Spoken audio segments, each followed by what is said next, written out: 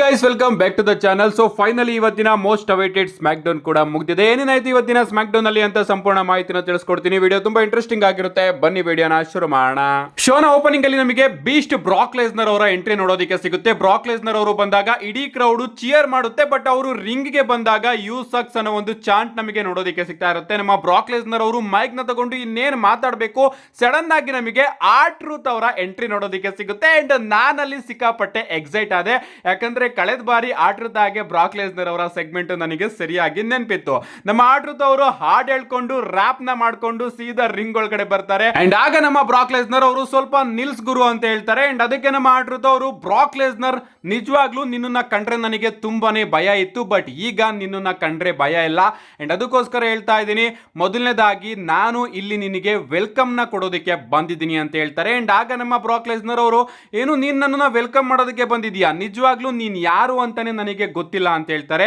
And ಆಗ ನಮ್ಮ R-Truth ಅವರು ಹೇಳ್ತಾರೆ, ನಾನು R-Truth ಅಂಡ್ ನೀನೇನಿಲ್ಲಿ ಜಾನ್ ಸಿನಾ ಅವರಿಗೆ ಡಿಸ್ರೆಸ್ಪೆಕ್ಟ್ ನ ಮಾಡೋದಕ್ಕೆ ಬಂದಿದ್ಯಾ, 25 ವರ್ಷದಿಂದ ಅವರಿಗೆ ನೀನು ಅವಮಾನ ಮಾಡ್ತಾ ಇದೀಯಾ, ಅದನ್ನ ಸಹಿಸ್ಕೊಳ್ಳೋದಕ್ಕೆ ಆಗ್ದಲೇ ಬಂದಿದ್ದೀನಿ. ಯಾಕಂದ್ರೆ ನಾನು ಜಾನ್ ಸಿನಾ ಅವರ ತಮ್ಮ ಅಂಡ್ ಜಾನ್ ಸಿನಾ ನನ್ನ ಚೈಲ್ಡ್ಹುಡ್ ಹೀರೋ ಅಂತ ನಮ್ಮ R-Truth ಅವರು ಹೇಳ್ತಾರೆ. ಅಂಡ್ ಅದಕ್ಕೆ ನಮ್ಮ ಬ್ರಾಕ್ ಲೆಸ್ನರ್ ಅವರು, ಸ್ವಲ್ಪ ನಿಲ್ಸು ಗುರು, ನೀನ್ ಏನ್ ಹೇಳ್ತಾ ಇದೀಯಾ ನನಗೆ ಅರ್ಥ ಆಗ್ತಾ ಇಲ್ಲ, ಮೊದಲನೇದಾಗಿ ನೀನ್ ಯಾರು ಅಂತ ಕೇಳ್ತಾರೆ. ಅಂಡ್ ಅದಕ್ಕೆ ನಮ್ಮ R-Truth ಅವರು, ನಾನು R-Truth ಅಂತ ಹೇಳ್ತಾರೆ. ಅದಾದ್ಮೇಲೆ ಹೇಳ್ತಾರೆ, ಓಕೆ ಹಾಗಾದ್ರೆ ಜಾನ್ ಸಿನಾ ನಿನ್ನ ಬ್ರದರ್ ಅಂತ ಕೇಳ್ತಾರೆ. ಅಂಡ್ ಅದಕ್ಕೆ ನಮ್ಮ R-Truth ಅವರು, ಇಲ್ಲ ಜಾನ್ ಸಿನಾ ನನ್ನ ಅಣ್ಣ ಅಂತ ಹೇಳ್ತಾರೆ. ಅಂಡ್ ಅದಕ್ಕೆ ನಮ್ಮ ಬ್ರಾಕ್ ಲೆಸ್ನರ್ ಅವರು, ಓಕೆ ಹಾಗಾದ್ರೆ ನೀನ್ ಇಲ್ಲಿಗೆ ಯಾಕೆ ಬಂದಿದ್ಯಾ ಅಂತ ಕೇಳ್ತಾರೆ. ಅಂಡ್ ಆಗ ನಮ್ಮ R-Truth ಅವರು, ನಾನಿಲ್ಲಿ ಜಾನ್ ಸಿನಾ ಅವ್ರನ್ನ ಡಿಫೆಂಡ್ ಮಾಡೋದಕ್ಕೆ ಬಂದಿದ್ದೀನಿ, ನನಗೆ ಗೊತ್ತು ನೀನು ಜಾನ್ ಸಿನಾ ಅವರಿಗೆ ಅವಮಾನ ಮಾಡೋದಕ್ಕೆ ಇಲ್ಲಿ ಬಂದಿದ್ಯಾ ಅಂತ, ಬಟ್ ನಾನು ಜಾನ್ ಸಿನಾ ಅವ್ರನ್ನ ಡಿಫೆಂಡ್ ಮಾಡೋದಕ್ಕೆ ಬಂದಿದ್ದೀನಿ. ಜಾನ್ ಸಿನಾ ಅವರು ಸ್ವಲ್ಪ ಟೈಮು ವಿಲನ್ ಆಗಿದ್ರು, ಚಿಕ್ಕ ಮಕ್ಕಳನ್ನೆಲ್ಲ ಅಳಿಸೋದಕ್ಕೆ ಪ್ರಾರಂಭ ಮಾಡಿದ್ರು, ಬಟ್ ಈಗ ಜಾನ್ ಸಿನಾ ಅವರ ಕಮ್ ಬ್ಯಾಕ್ ಮತ್ತೊಮ್ಮೆ ಆಗಿದೆ. ಅಂಡ್ ಸೂಪರ್ ಸೀನಾ ಈಗ ಬಂದಿದ್ದಾನೆ, ಅಂಡ್ ಅವನಂತೂ ನಿನ್ನನ್ನ ಸುಮ್ಮನೆ ಬಿಡೋದಿಲ್ಲ ಅಂತ R-Truth ಅವರು ಹೇಳ್ತಾರೆ. ಅಂಡ್ ಆಗ ನಮ್ಮ ಬ್ರಾಕ್ ಲೆಸ್ನರ್ ಅವರು, ಸ್ವಲ್ಪ ನಿಲ್ಸು ಗುರು, ನೀನ್ ಏನು ಮಾತಾಡ್ತಾ ಇದೀಯಾ, ಹಾಗಾದ್ರೆ ನೀನು ಜಾನ್ ಸಿನಾ ಅವರ ಬ್ರದರ್ ಅಲ್ವಾ, ಸೊ ಈಗ ಜಾನ್ ಸಿನಾ ಎಲ್ಲಿದ್ದಾರೆ ಅಂತ ನಿನಗೆ ಗೊತ್ತಾ ಅಂತ ಕೇಳ್ತಾರೆ. ಅಂಡ್ ಅದಕ್ಕೆ R-Truth ಅವರು, ಇಲ್ಲ ನನಗೆ ಜಾನ್ ಸಿನಾ ಎಲ್ಲಿದ್ದಾರೆ ಅಂತ ಗೊತ್ತಿಲ್ಲ ಅಂತ ಹೇಳ್ತಾರೆ. ಅಂಡ್ ಆಗ ನಮ್ಮ ಬ್ರಾಕ್ ಲೆಸ್ನರ್ ಅವರು ಮತ್ತೊಮ್ಮೆ ಹೇಳ್ತಾರೆ, ಓಕೆ ನೀನು ಜಾನ್ ಸಿನಾ ಅವರ ಬ್ರದರ್, ಬಟ್ ನಿನ್ನ ನೇಮು ಹೇಗೆ R-Truth ಅಂತ ಕೇಳ್ತಾರೆ. ಅಂಡ್ ಆಗ ನಮ್ಮ R-Truth ಅವರು, ಇಲ್ಲ ನನ್ನ ನೇಮು R-Truth ಅಲ್ಲ, ಬದಲಿಗೆ ರಾನ್ ಸೀನಾ ಅಂತ ಹೇಳ್ತಾರೆ. ನಿಜವಾಗ್ಲೂ ಈ ಒಂದು ಕಾನ್ವರ್ಸೇಷನ್ ನಾನು ಹೇಳೋದು ನಿಮಗೆ ಒಂದು ರೀತಿ ವಿಚಿತ್ರ ಅನ್ನಿಸ್ತಾ ಇರಬಹುದು, ಬಟ್ ಅವರು ಮಾತಾಡ್ತಿರ್ತಾರಲ್ಲ, ಆ ಒಂದು ನಮ್ಮ R-Truth ಅವರು ಏನ್ ಹೇಳ್ತಾ ಇದ್ದಾರೆ ಅದೇನು ಕೂಡ ಬ್ರಾಕ್ ಲೆಸ್ನರ್ ಅವರಿಗೆ ಅರ್ಥ ಆಗ್ತಾ ಇರೋದಿಲ್ಲ, ಆ ರೀತಿ ಹೇಳ್ತಾ ಇದ್ರು. ಅದಾದ್ಮೇಲೆ ಹೇಳ್ತಾರೆ, ನಾನು ಇಲ್ಲಿಗೆ ಬಂದಿರೋದು ಜಾನ್ ಸಿನಾ ಅವರಿಗೋಸ್ಕರ ಮಾತ್ರ, ನೀನ್ ಇಲ್ಲಿ ಬಂದು ತಪ್ಪು ಮಾಡಿದ್ಯಾ. ಅಂಡ್ ನಾನೊಂದು ಪ್ರಿಡಿಕ್ಷನ್ ಕೊಡ್ತೀನಿ, ಅದೇನಪ್ಪಾ ಅಂದ್ರೆ ನಿನ್ನಲ್ಲಿ ಒಂದು ಹಲ್ಲು ಈಗ ಮಿಸ್ ಆಗುತ್ತೆ ಅಂತ ಹೇಳಿ ಸೀದಾ R-Truth ಅವರಿಗೆ ಒಂದು FI ನ ಕನೆಕ್ಟ್ ಮಾಡ್ತಾರೆ. ಅಂಡ್ FI ನ ಕನೆಕ್ಟ್ ಮಾಡಬೇಕಾದ್ರೆ ಬ್ರಾಕ್ ಲೆಸ್ನರ್ ಅವರ ಪ್ಯಾಂಟ್ ಅರ್ಧೋಗ್ಬಿಡುತ್ತೆ. ಅಂಡ್ ಅದು ಇನ್ನೂ ಕೂಡ ಫನ್ನಿ ಅನಿಸ್ತು, FI ನ ಕನೆಕ್ಟ್ ಮಾಡಾದ್ಮೇಲೆ ನನ್ನ ಪ್ಯಾಂಟ್ ಅರ್ಧೋಗಿದೆ ಅಂತ ಬ್ರಾಕ್ ಲೆಸ್ನರ್ ಅವರು ಕ್ರೌಡ್ಗೆ ಎಲ್ಲರಿಗೂ ಕೂಡ ತೋರಿಸ್ತಾ ಇರ್ತಾರೆ, ಅನೌನ್ಸರ್ ಟೇಬಲ್ಗೆ ಎಲ್ಲರಿಗೂ ಕೂಡ ತೋರಿಸ್ತಾ ಇರ್ತಾರೆ. ಅಂಡ್ ಹೋಗ್ಬೇಕಾದ್ರೆ ಸ್ಟೂಗೆ ಹೇಳ್ತಾರೆ, ಕ್ಯಾಮ್ರಾಮನ್ ಸ್ಟೂ ನೋಡು ನನ್ನ ಪ್ಯಾಂಟ್ ಅರ್ಧೋಯ್ತು, ಅಂಡ್ ಈಗ ನಾನು ಬ್ಲೂ ಅಂಡರ್ವೇರ್ ಆಗ್ತಾ ಇದ್ದೀನಿ ಅಂತ ಎಲ್ಲರಿಗೂ ಕೂಡ ಗೊತ್ತಾಗಿದೆ ಅಂತ ಹೇಳಿ ನಮ್ಮ ಬ್ರಾಕ್ ಲೆಸ್ನರ್ ಅವರು ಸ್ಮೈಲ್ ಮಾಡ್ಕೊಂಡು ಹೋಗ್ತಾರೆ. ನಿಜವಾಗ್ಲೂ ಬ್ರಾಕ್ ಲೆಸ್ನರ್ ಅವರು ಬೀಸ್ಟ್ ಆಗಿ ನೋಡೋದಕ್ಕೆ ಸಿಗ್ತಾರೆ ಅಂತ ಎಕ್ಸ್ಪೆಕ್ಟ್ ಮಾಡಿದ್ದೆ, ಬಟ್ ಈ ರೀತಿ ಫನ್ನಿ ಸೆಗ್ಮೆಂಟ್ ಅಲ್ಲಿ WWE ಅವರು ಸ್ಟಾರ್ಟಿಂಗ್ ಅವ್ರನ್ನ ಆಡ್ ಮಾಡ್ತಾರೆ ಅಂತ ನಾನಂತೂ ಅನ್ಕೊಂಡಿರ್ಲಿಲ್ಲ.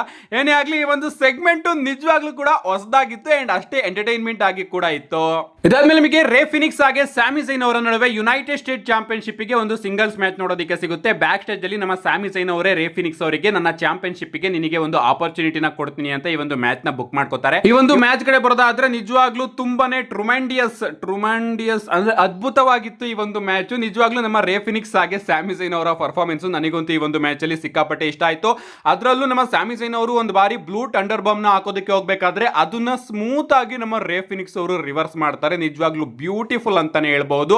ಅಂಡ್ ಈ ಒಂದು ಮ್ಯಾಚ್ ನ ಎಂಡಿಂಗ್ ಅಲ್ಲಿ ನಮ್ಮ ಸ್ಯಾಮಿ ಝೈನ್ ಅವರು ಹಲ್ವಾ ಕೇಕ್ ನ ಕನೆಕ್ಟ್ ಮಾಡಿ ರೇ ಫಿನಿಕ್ಸ್ ಅವ್ರನ್ನ ಪಿನ್ ಮಾಡೋದ್ರ ಮುಖಾಂತರ ತನ್ನ ಯುನೈಟೆಡ್ ಸ್ಟೇಟ್ ಚಾಂಪಿಯನ್ಶಿಪ್ ನ ರಿಟೈನ್ ಮಾಡ್ಕೊಂಡಿದ್ದಾರೆ. ಇದಾದ್ಮೇಲೆ ನಮಗೆ ಜೂಲಿಯಾ ಹಾಗೆ ಬಿಫ್ಯಾಬ್ ಅವರ ನಡುವೆ ಒಂದು ಸಿಂಗಲ್ಸ್ ಮ್ಯಾಚ್ ನೋಡೋದಕ್ಕೆ ಸಿಗಬೇಕಾಗಿರುತ್ತೆ, ಬಟ್ ಈ ಒಂದು ಮ್ಯಾಚ್ ಪ್ರಾರಂಭ ಆಗೋದಕ್ಕಿಂತ ಮುಂಚೆನೆ ನಮ್ಮ ಜೂಲಿಯಾ ಅವರು ಬಿಫ್ಯಾಬ್ ಅವರ ಮೇಲೆ ಅಟ್ಯಾಕ್ ಮಾಡೋದಕ್ಕೆ ಶುರು ಮಾಡಿಬಿಡ್ತಾರೆ. ನಮ್ಮ ಕಿಯಾನಾ ಅವರು ಕೂಡ ಬಂದು ಬಿಫ್ಯಾಬ್ ಅವರ ಮೇಲೆ ಅಟ್ಯಾಕ್ ಮಾಡೋದಕ್ಕೆ ಶುರು ಮಾಡ್ತಾರೆ. ಅಂಡ್ ಇಲ್ಲಿ ನಮ್ಮ ಬಿಫ್ಯಾಬ್ ಅವ್ರನ್ನ ಕಾಪಾಡೋದಕ್ಕೆ ನಮ್ಮ ಮಿಚಿನ್ ಅವರ ಎಂಟ್ರಿ ನೋಡೋದಕ್ಕೆ ಸಿಗುತ್ತೆ.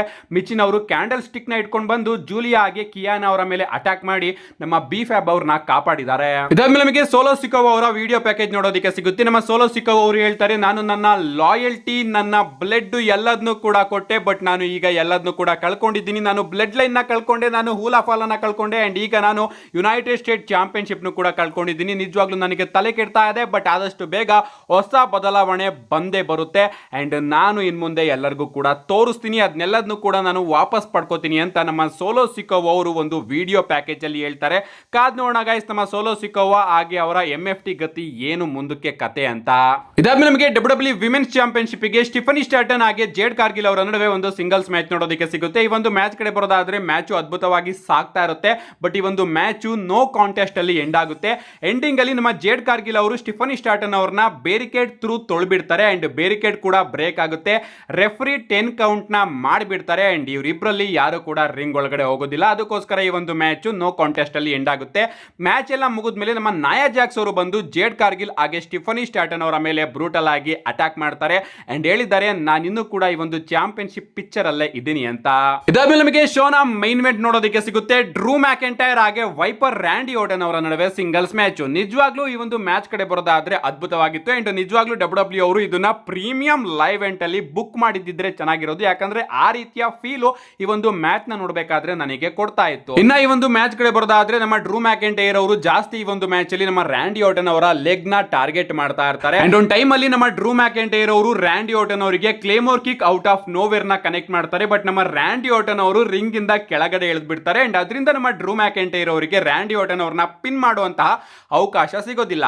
ಅಂಡ್ ಇನ್ನ ಒಂದು ಟೈಮ್ ಅಲ್ಲಿ ನಮ್ಮ ರ್ಯಾಂಡಿ ಓರ್ಟನ್ ಅವರು ಡ್ರೂ ಮ್ಯಾಕೆಂಟೈರ್ ಅವರಿಗೆ RKO ಔಟ್ ಆಫ್ ನೋವೇರ್ ನ ಕನೆಕ್ಟ್ ಮಾಡ್ತಾರೆ, ಬಟ್ ಇಲ್ಲಿ ನಮ್ಮ ಡ್ರೂ ಮ್ಯಾಕೆಂಟೈರ್ ಅವರು ರಿಂಗ್ ಇಂದ ಕೆಳಗಡೆ ಹೊರಟೋಗ್ತಾರೆ. ಈ ಒಂದು ಮ್ಯಾಚ್ ನ ಎಂಡಿಂಗ್ ಅಲ್ಲಿ ನಮ್ಮ ಡ್ರೂ ಮ್ಯಾಕೆಂಟೈರ್ ಅವರಿಗೆ ರ್ಯಾಂಡಿ ಓರ್ಟನ್ ಅವರು ಪಂಟ್ ಕಿಕ್ ನ ಹೊಡೆಯೋದಕ್ಕೆ ಹೋಗ್ತಾರೆ, ಬಟ್ ರೆಫ್ರಿಗೆ ಏನ್ ಕಡಿಯುತ್ತೋ ಗೊತ್ತಿಲ್ಲ, ಅವರು ರ್ಯಾಂಡಿ ಓರ್ಟನ್ ಅವರ ಬಳಿ ಬಂದು ಇಲ್ಲ ಪಂಟ್ ಕಿಕ್ ನ ನೀನು ಹೊಡಿಬಾರ್ದು ಅಂತ ತಡೆಯೋದಕ್ಕೆ ಶುರು ಮಾಡ್ತಾರೆ. ಲಿಟ್ರಲಿ ಯಾಕೆ ಹೊಡಿಬಾರ್ದು ಗುರು, ಅದೇನ್ ಬ್ಯಾನ್ ಆಗಿದ್ಯಾ? ಅದಾದ್ಮೇಲೆ ನಮ್ಮ ರ್ಯಾಂಡಿ ಓರ್ಟನ್ ಅವರು ರೆಫ್ರಿನ ತೊಳೆಬಿಟ್ಟು ಪಂಟ್ ಕಿಕ್ ನ ಹೊಡೆಯೋದಕ್ಕೆ ಹೋಗ್ತಾರೆ, ಬಟ್ ನಮ್ಮ ಡ್ರೂ ಮ್ಯಾಕೆಂಟೈರ್ ಅವರು ಅದನ್ನ ತಪ್ಪಿಸ್ಕೊಬಿಡ್ತಾರೆ ಅಂಡ್ ಆಗ ನಮ್ಮ ಡ್ರೂ ಮ್ಯಾಕೆಂಟೈರ್ ಅವರು ರ್ಯಾಂಡಿ ಓರ್ಟನ್ ಅವ್ರನ್ನೇ ರೆಫ್ರಿ ಮೇಲೆ ತೊಳ್ತಾರೆ, ಬಟ್ ನಮ್ಮ ರ್ಯಾಂಡಿ ಓರ್ಟನ್ ಅವರು ರೆಫ್ರಿ ಮೇಲೆ ಬೀಳೋದಿಲ್ಲ, ಕಂಟ್ರೋಲ್ ಮಾಡ್ಕೊಬಿಡ್ತಾರೆ. ಬಟ್ ಹಿಂದೆ ತಿರುಗಿದ ಕೂಡಲೇ ನಮ್ಮ ಡ್ರೂ ಮ್ಯಾಕೆಂಟೈರ್ ಅವರು ಕ್ಲೇಮೋರ್ ಕಿಕ್ ಔಟ್ ಆಫ್ ನೋವೇರ್ ನ ಕನೆಕ್ಟ್ ಮಾಡಿ ರ್ಯಾಂಡಿ ಓರ್ಟನ್ ಅವ್ರನ್ನ ಪಿನ್ ಮಾಡೋದ್ರ ಮುಖಾಂತರ ಈ ಒಂದು ಮ್ಯಾಚ್ ಅಲ್ಲಿ ವಿಕ್ಟರಿನ ಗಳಿಸ್ಕೊಂಡಿದ್ದಾರೆ. ಗೆದ್ದಾದ್ಮೇಲೆ ಅವರು ರ್ಯಾಂಡಿ ಓರ್ಟನ್ ಅವರ ಮೇಲೆ ಅಟ್ಯಾಕ್ ನ ಕಂಟಿನ್ಯೂ ಮಾಡ್ತಾ ಇರ್ತಾರೆ. ಯಾವ ರೀತಿ ಅವರು ಕೋಡಿ ರೋಡ್ಸ್ ಅವರಿಗೆ ಅನೌನ್ಸರ್ ಟೇಬಲ್ ಹತ್ರ ಒಂದು ಕ್ಲೇಮೋರ್ ಕಿಕ್ ನ ಕನೆಕ್ಟ್ ಮಾಡಿರ್ತಾರೋ ಅದೇ ರೀತಿ ಕ್ಲೇಮೋರ್ ನ ಹೊಡೆಯೋದಕ್ಕೆ ರೆಡಿ ಆಗ್ತಾ ಇರ್ತಾರೆ. ಸಡನ್ ಆಗಿ ನಮಗೆ ಅಮೆರಿಕನ್ ನೈಟ್ ಮೇರ್ ಕೋಡಿ ರೋಡ್ಸ್ ಅವರ ಎಂಟ್ರಿ ನೋಡೋದಕ್ಕೆ ಸಿಗುತ್ತೆ.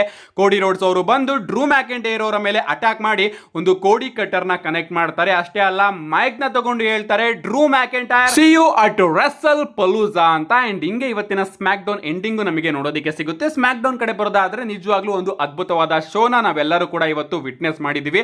ಅದಕ್ಕೋಸ್ಕರ ಈ ಒಂದು ಸ್ಮ್ಯಾಕ್ ಡೌನ್ ಶೋಗೆ ನಾನು 4.75 ಸ್ಟಾರ್ ನ ಕೊಡ್ತಾ ಇದ್ದೀನಿ. ಇನ್ನೂ ಕೂಡ ಚೆನ್ನಾಗಿ ಇದನ್ನ ಬಿಲ್ಡ್ ಮಾಡಬಹುದಾಗಿತ್ತು ಅಂತ ನನ್ನ ಅನಿಸಿಕೆ. ನಿಮ್ಗೆ ಅನಿಸ್ತು ಇವತ್ತಿನ ಸ್ಮ್ಯಾಕ್ ಡೌನ್? ನಿಮ್ಮ ಅನಿಸಿಕೆನ ಕಮೆಂಟ್ ಮಾಡಿ ಅಂತ ಹೇಳ್ತಾ see you guys in my next video.